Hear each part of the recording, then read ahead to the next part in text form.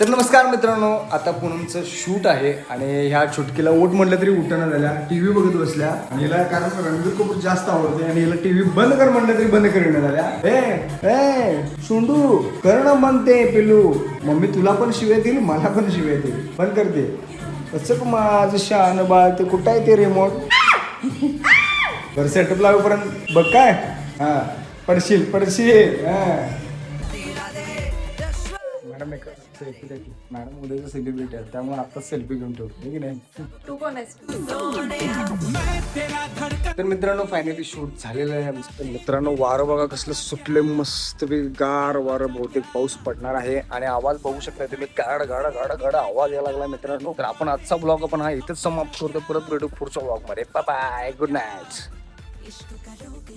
ए पिल्यांनो जावा घरला, जावा पाऊस पडणार आहे, जावा.